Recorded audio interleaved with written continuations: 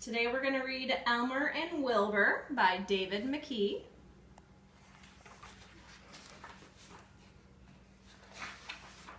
Elmer and Wilber. Elmer, the patchwork elephant, was waiting for his cousin Wilber, who was coming to visit him.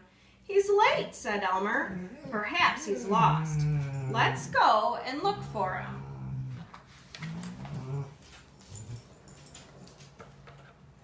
"What does Wilber look like?" asked an elephant.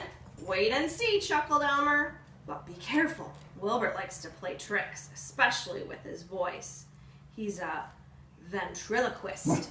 He can make his voice sound as if it's coming from a different place to where he is, from anywhere." "This is fun," said an elephant as they started to search. "It's like hide and seek."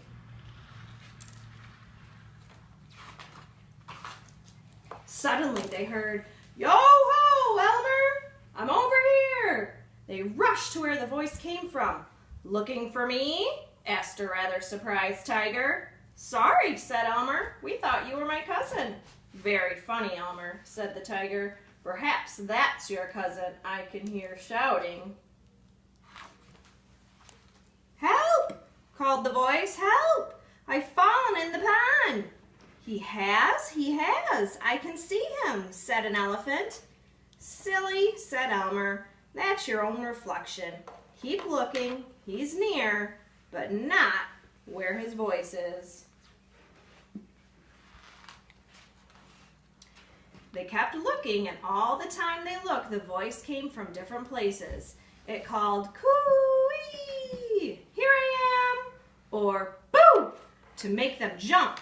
It even came from down a rabbit hole. The rabbits popped out saying, "That's not funny. That's not funny at all. That's very silly." After a lot of searching, an elephant said, "We'll never find him, Elmer. Let's give in." "Wilber," called Elmer. "We give in. You can come out now." "I can't. I'm stuck up a tree," Wilbur's voice said. From above them, the elephants giggled. "He's very clever," said one. "If you don't come," said Elmer, "we'll have to go home without you." "I really am stuck up a tree," said Wilbur's voice. The elephants giggled again. "Elmer," said an elephant, "is Wilber black and white?" "Yes, why?" said Elmer. "I peeped," said the elephant. "He really is stuck up a tree." They all looked. There was Wilber up a tree. "Wilber," gasped Elmer, "how did you get up there?" "Never mind how I got up. How do I get down?" said Wilber. "I've no idea," said Elmer, "but we're hungry, so we're going home for a tea." At least we know where you are now. Goodbye, Wilber. See you tomorrow." With that, Elmer started to lead the other elephants away. "Oh, Elmer," called Wilber, "don't leave me. I'm starving." "Ha ha, I was just teasing," laughed Elmer, turning back to Wilber. "If you walk along the branch, it will bend down with your weight, and we can help you down." Wilber walked slowly along the branch. The branch began to bend down. When the elephants could reach, they pulled the branch the rest of the way and helped Wilber off. "Thanks," said Wilber. "Now, where's that tea you were talking about?"